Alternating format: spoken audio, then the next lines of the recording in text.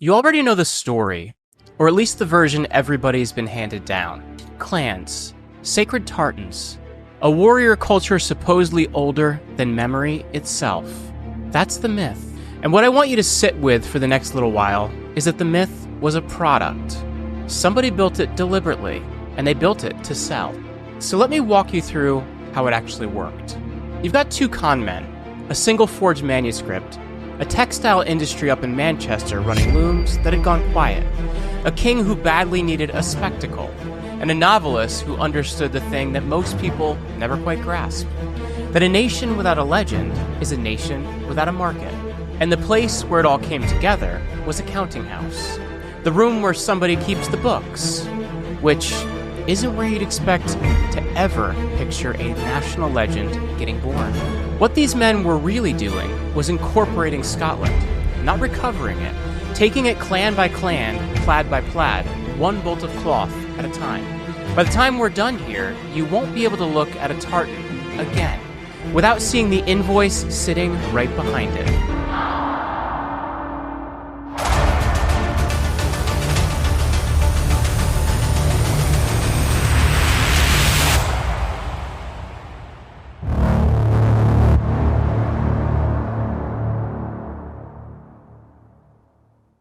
Welcome back to Hidden Forces in History. I'm your host, Jeremy Ryan Slate, the CEO of Command Your Brand. Check us out at commandyourbrand.com. So, our story. It really starts on a moor, and not a romantic one, whatever you're picturing. A flat, wet, windswept stretch of ground outside Inverness on the 16th of April, 1746. That's the Battle of Culloden, and it lasted less than an hour. The Highland army was poorly fed, poorly armed, standing in the wrong formation on the wrong ground, and the government cannon tore it apart in under 60 minutes. Something like 1,000 Highlanders died on the field itself, and roughly another 1,000 in the hours after, because what happened next had stopped being a battle at all and turned into policy. The Duke of Cumberland, the man history ended up calling the Butcher, didn't just want to win that day. He wanted to end something, and he managed it. Within months, the British government passed a whole series of acts built specifically to take the Highland clan system apart and keep it apart. The Heritable Jurisdictions Act stripped the clan's chiefs of their legal authority over their own tenants. The 10 Years Abolition Act pulled down the feudal military structure that had made a Highland army possible in the first place. And then there's the one that matters most for what we're going, the Dress Act of 1746.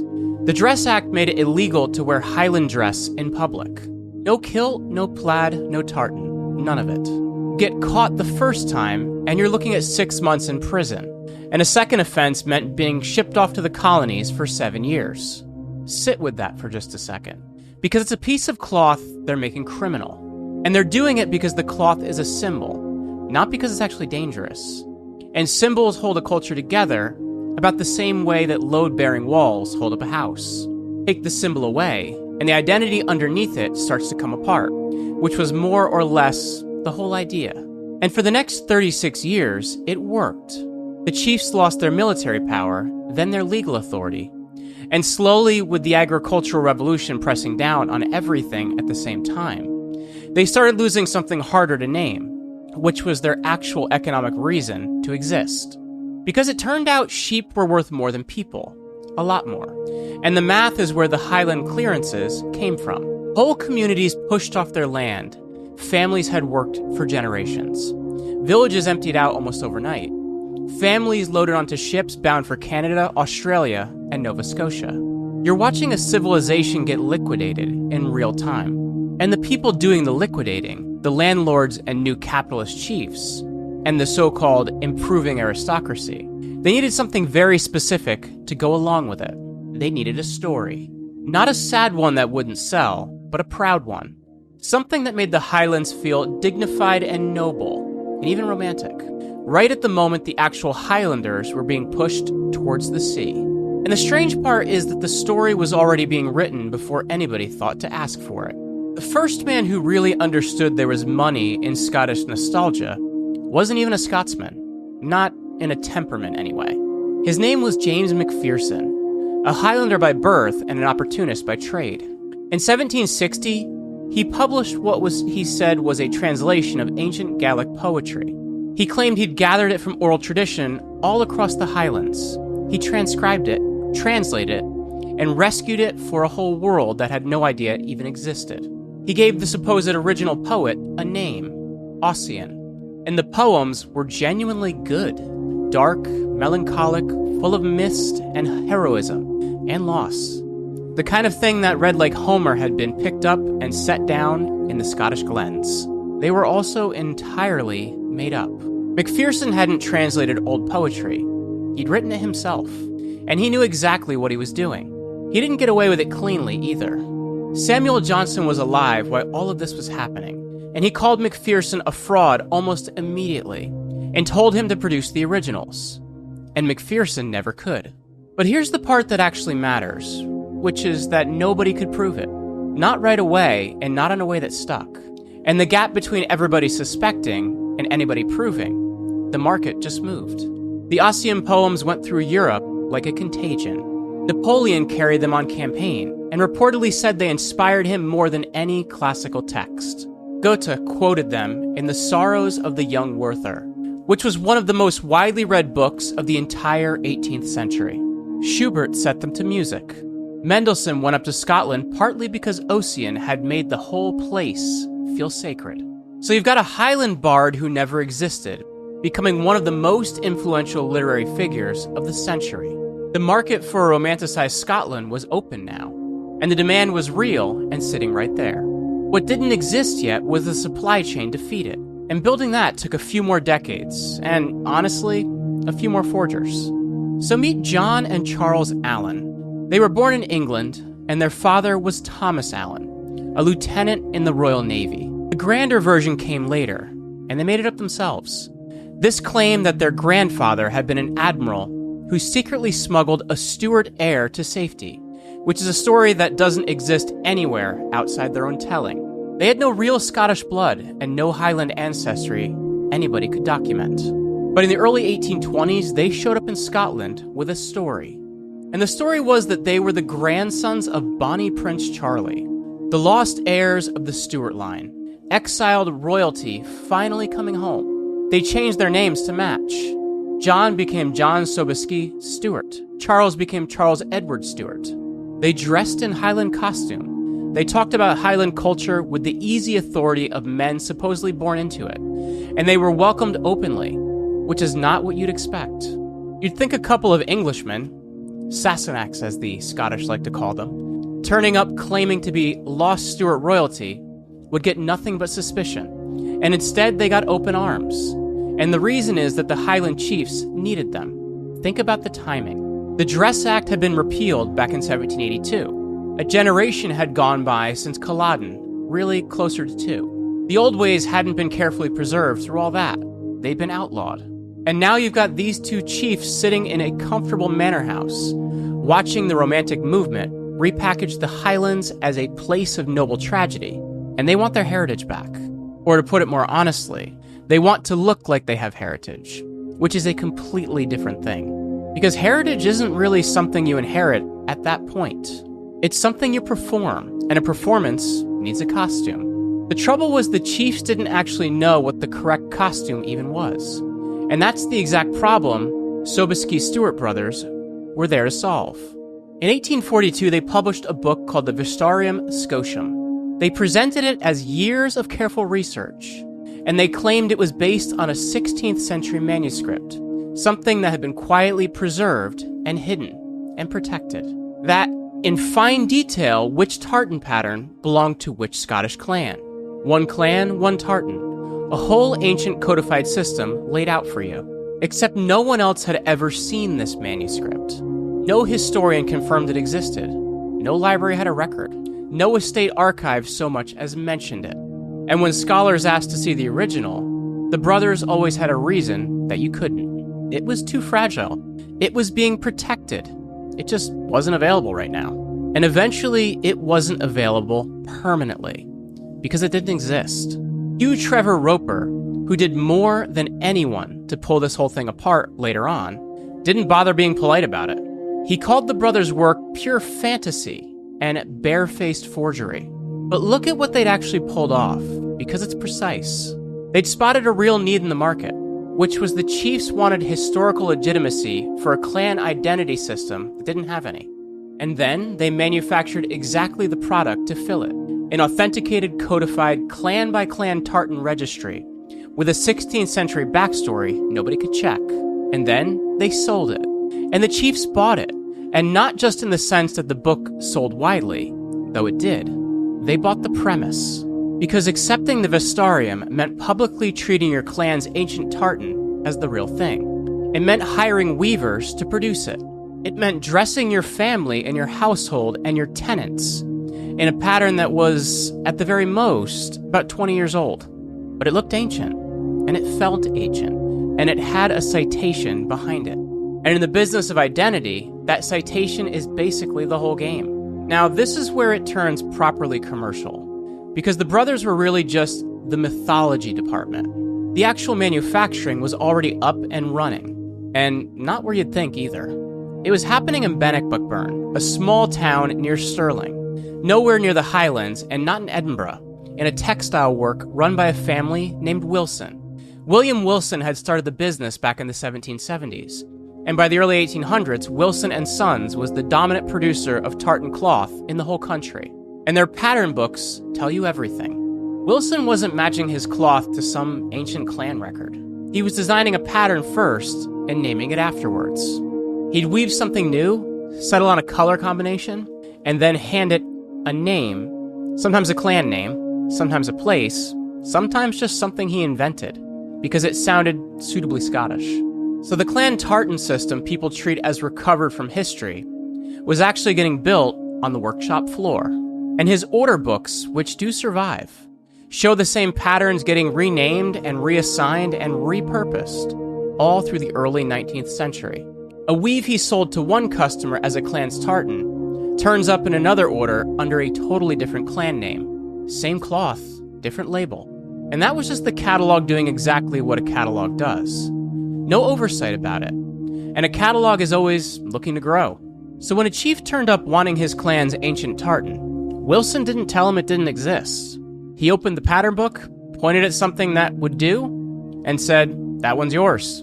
The chief placed the order, the looms ran, the invoice went out, and the tartan was now ancient. And here's the elegant part of it. Wilson's commercial operation and the brothers' mythological fraud weren't formally working together at all. They didn't need to be, because they were serving the same market from two different angles. The brothers handed the product to history, Wilson handed it askew. And between the two of them, they built something neither one could have built alone. They built a system, and a system like that needs a launch. Walter Scott might be the single most important figure in this whole story. And the interesting thing is not because he was lying to anyone, because he really wasn't. Well, not exactly. He was something more dangerous than a liar. A true believer also understood the commercial power of belief. Scott genuinely loved Scotland, its history and its landscape and its tragic romance. And he spent his whole career turning that love into product. Waverley, Rob Roy, The Lady of the Lake, The Heart of Midlothian.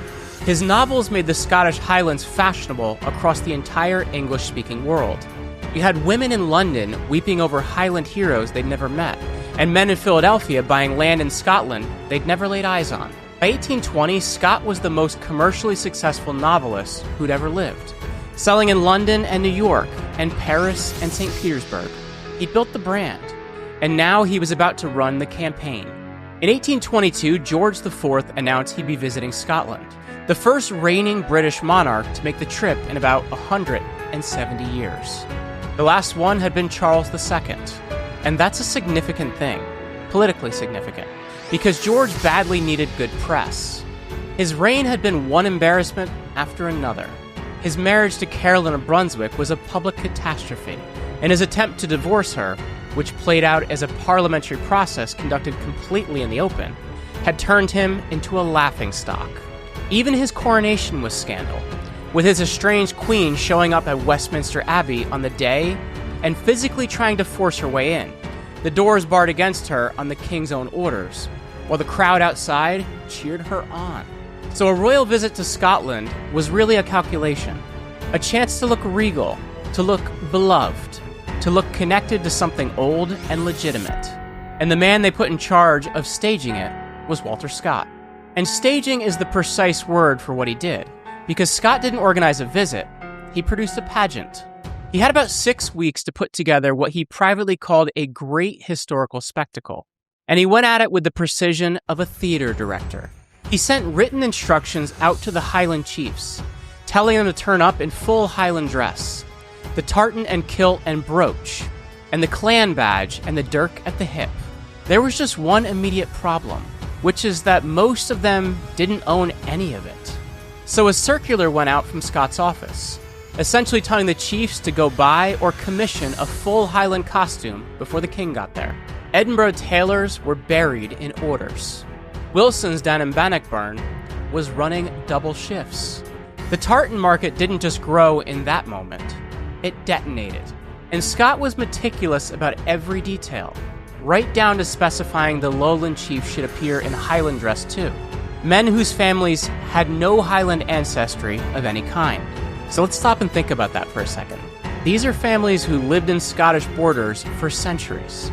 Men who'd never worn a kilt in their lives, whose own ancestors had fought against the Highland clans rather than alongside them. And Scott put them in a tartan anyway, because the whole thing was a performance. And in a performance, everybody wears the costume. On the 15th of August, 1822, George IV arrived in Edinburgh. He came off the Royal George at Leith Docks wearing a Royal Stuart tartan kilt with a flesh-colored tight underneath it, because in the summer heat, the kilt was riding shorter than dignity would really allow, and the crowd loved it. Newspapers all over Britain reported the scene like it was breathtaking. The king in Highland dress, ancient Scotland welcomed back, a warrior culture revived for the sovereign. John Preble, who wrote the definitive account of the whole episode, named it about as plainly as you can right there in his title. The King's Jaunt, a piece of theater staged on a national scale with Scott directing. Scott wrote afterward that we have all been in the Highlands, and that one sentence is worth sitting with, because they hadn't been in the Highlands at all, not even close to it. They'd been in Edinburgh, which in 1822 was a city of Georgian architecture and Enlightenment philosophy, and lowland commercial ambition, about as Highland as Paris is. What they'd actually done was manufacture the Highlands, build a stage version of the place, import the costume and the symbolism, and then perform all of it in a city they'd spent the previous 100 years trying to put distance between itself and exactly that culture. The pageant ran 2 weeks, with Highland games and military reviews, and clan gatherings and formal banquets. And every single event called for tartan. Every participant needed a costume, and every moment of it was choreographed by Scott, who by this point was basically Scotland's chief marketing officer. And the economic effect landed right away. Tartan sales didn't just climb, they moved into a different category altogether. Before 1822, tartan was a regional cloth with a bit of fashionable appeal. After 1822, it was a national symbol, with royal endorsement on top of it, a real production system behind it, and a fraud-backed authentication scheme handing every clan its own specific pattern. The product was fully assembled at this point. So the 1822 visit opened the market. What locked it in for good came about 20 years later. In 1842, Queen Victoria and Prince Albert made their first trip to Scotland, and Victoria fell for the place completely. And she meant it. She genuinely wanted to live there. And in 1852, they bought the estate outright. And what came next is the remarkable part, because they didn't just buy a house, they more or less redecorated Scotland. Prince Albert, who had meticulous organizational energy and a real aesthetic streak, designed a brand new tartan, the Balmoral tartan, gray, black, and red, with gray chosen deliberately to echo the granite of the castle itself. He designed it personally and had it registered as the exclusive property of the crown. And to this day, it's worn by members of the royal family and a handful of people they specifically authorize. And inside the castle, every carpet was tartan, every curtain, every upholstered chair, every runner going up the stairs. The estate workers were put in Highland dress. Highland games got revived, or a lot of cases simply invented from scratch, and then described as revival. Victoria kept a detailed diary of Highland life, the intimacy of it, the landscape, the gillies, the stag hunts, and then she published it. Leaves from the Journal of Our Life in the Highlands became an immediate bestseller, which meant the Queen had effectively become a content creator, putting the Highland lifestyle out for a mass audience. Tens of thousands of readers who had never set foot in Scotland were now consuming the Queen's version of it. And once the Queen is endorsing a product, the market just follows her. Aristocratic families all over Britain started building Highland retreats and buying up shooting estates in Perthshire and Sutherland. The shooting season, the glorious 12th of August, when the grouse season opens, became a fixed point on the English social calendar. And the part I find almost too neat is that a lot of the wealthy industrialists buying these estates came straight out of Manchester and the northern mill towns. They wore the tartan, they kept gillies, they held Highland dinners, and they'd personally built the exact kind of factory that the Highland costume was now helping everybody to forget, which is about the circle quietly closing right there. Now here's the detail the whole pageant was designed to keep you from looking at. While Edinburgh was dressing up for the king in 1822, while Victoria was publishing her Highlands Idol in 1848, while the tartan industry was spreading out into global product, the Highland clearances never stopped. They ran right through all of it. Up in Sutherland, the Countess of Sutherland, who was one of the wealthiest landowners in all of Britain, cleared hundreds of thousands of acres of Highland farmland for sheep pasture across the 1810s and 1820s. Thousands of families were forced off. Their homes burned behind them, so they couldn't come back. And they were pushed onto coastal strips too poor to actually support them. A lot of them immigrated.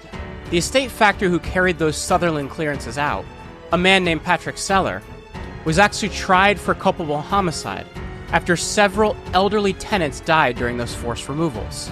He was acquitted, and the clearances kept right on going. T.M. Devine, who's probably the leading modern historian of the clearances, makes exactly this point, that the dispossession was happening through the very same decades the tartan industry was taking off. The marketing of the Highland identity and the emptying out of the real Highlands weren't a century apart from each other. They were the same moment. And the big wave of clearances came in the 1840s, driven partly by the potato famine that hit the Highlands, about as hard as they hit Ireland, and it emptied out entire glens. All of it while the tartan trade was booming, while clan societies were forming, and while the Vestiarium Scoticum was still selling copies. The people whose culture was being marketed were being removed from the land that culture had grown out of in the first place.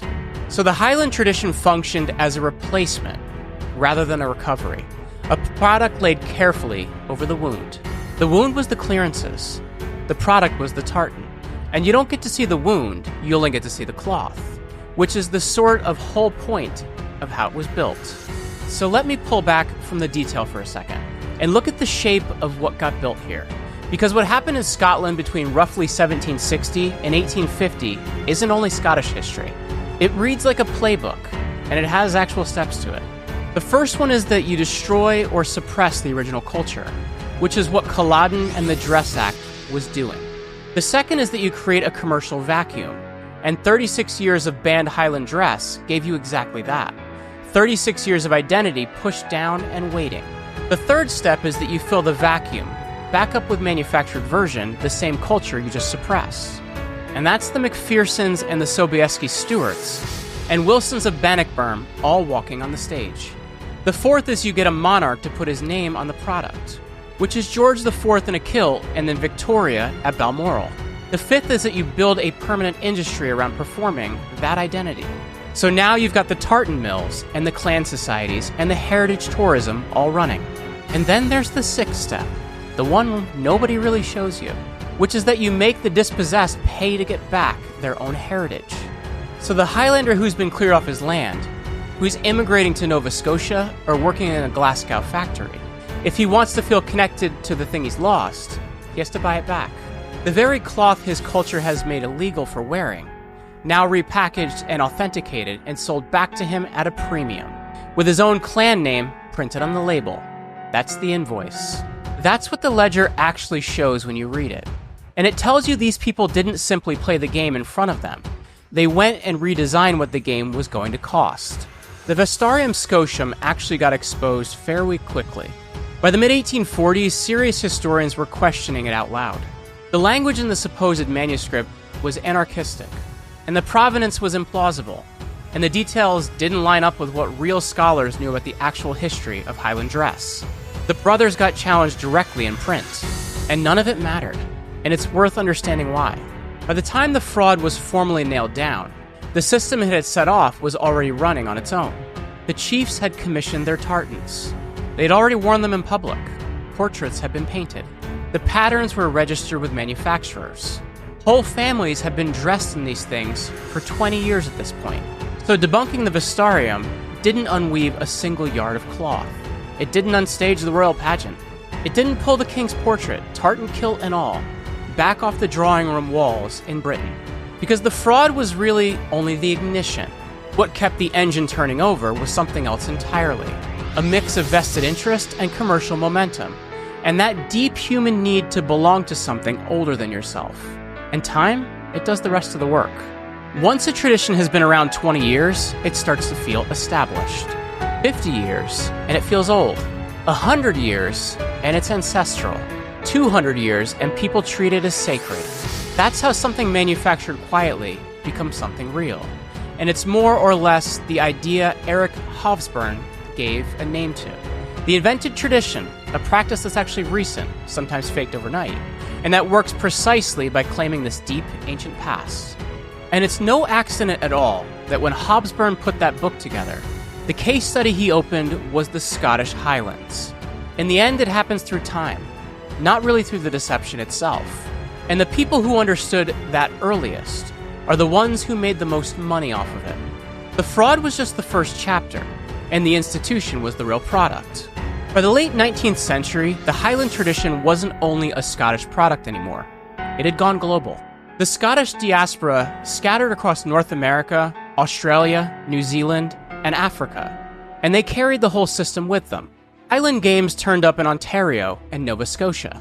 Clan societies formed in New York and Boston and Philadelphia. Pipe bands were marching through Melbourne and Christchurch. St. Andrew's societies were hosting formal Highland dinners in cities that had never seen a Scottish glen in their lives. And every one of those institutions needed a product to run on. The tartan cloth and the kilts and the clan badges. The clan societies and the crests. And the whole heritage economy grew up just to supply them. And here's the brutally efficient part of it. The clans these diaspora Scots were identifying with had, in a lot of cases, been the exact landlords who cleared their ancestors off the land. The chiefs who'd signed the eviction orders. The men whose estate factors had burned the cottages down. Their tartans, authenticated by a fraudulent manuscript, woven in a lowland factory, endorsed by a king in pink tights, were now being worn with real pride by the descendants of the people they'd thrown out. The brand had come completely loose from the history behind it. The tartan had quietly become the clan itself, standing in for the people and the land and the language, when all of that was really left of it was the cloth. Same playbook, different century. Scotland's tourism industry now brings in over £10 billion a year, and the single biggest draw is heritage, the castles and the glens and the clan history. Visit Scotland, the national tourism agency, runs campaigns built almost entirely on the imagery of Highland tradition, the tartans and kilts and the Misty Mountains, which is the exact product system that got manufactured back in the 1820s. DNA testing companies will now sell you a Scottish ancestry package that connects you to a clan history. You pay for the test, you get the clan, and you get the tartan. The Vestiarium Scoticum all over again, just in digital form this time. Tartan Day, the 6th of April, is officially recognized by a resolution of the United States Congress. There are registered tartan patterns for American states, for corporations, for sports teams, for military units. Disney has a tartan. Coca-Cola has a tartan. There's a registered Dolly Parton tartan. So the thing that started on a workshop floor in Bannockburn, authenticated by a manuscript that was a forgery, and launched by a king playing dress-up at a pageant, has spread out across a global identity market worth hundreds of millions of pounds a year. And it keeps working for the same reason it worked the very first time. People want to belong to something older than they are. Something with weight to it. Something with a story attached. The product answers that want. And it doesn't actually matter that the product was designed last century, because what matters is it feels ancient when you put it on. In the business of identity, the feeling is the product. The feeling is the thing you're invoicing for, and the invoice is still going out today. So let's actually read the ledger. Who built what, and who ended up paying? James MacPherson created the market back in 1760. He proved a romanticized Scottish identity had real commercial value, faked the supply just to test whether the demand was there. And the demand turned out to be very real. William Wilson and Sons built the supply chain, turning a regional weaving tradition into a national product catalog, assigning the names to the patterns, running the looms, sending out the invoices. The Sobieski Stuart brothers built the authentication side of it. They gave the product a historical signature it had never earned, and they sold legitimacy to chiefs who needed to look ancient and had no way to get there. Walter Scott built the launch platform, taking a politically awkward royal visit and turning it into a national founding myth, choreographing every step of the pageant and then writing the narrative afterwards, telling the world Scotland had come home to itself. And Queen Victoria built the global brand, giving the whole thing its ultimate royal endorsement and making Highland Scotland aspirational for the entire English-speaking world. And not only for the aristocracy this time, but for everyone right down the line. So that's 5 people and 1 system running between them. The Highland tradition that's been handed down to every generation as ancient and organic and inevitable was a construction, put together in deliberate stages, by people who understood that identity is a market and nostalgia is a kind of currency. They understood that if you manufacture the past carefully enough, it stops being the past and quietly becomes the present you're living in. And the present, it turns out, can be extremely profitable. So you came into this hearing about a myth, ancient clans, sacred tartans, a warrior culture older than memory. And now, you've seen the thing as it was actually made.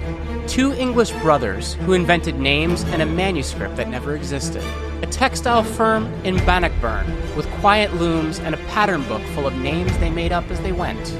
A novelist who understood that nations need stories the way a factory needs raw material. And a king in pink tights who closed the whole deal in front of 20,000 people on Edinburgh's Royal Mile. They didn't recover Scotland. They incorporated it, clan by clan, bolt by bolt, 1 invoice at a time, and the register is still open. Every DNA test that hands you a clan, every tartan scarf for sale at an airport gift shop, every Highland game in some suburb of Toronto, Charlotte, or Sydney. It's all the same operation still running. Same playbook, different century. And now, you can see it for what it is. This has been Hidden Forces in History. I'm Jeremy Ryan Slate.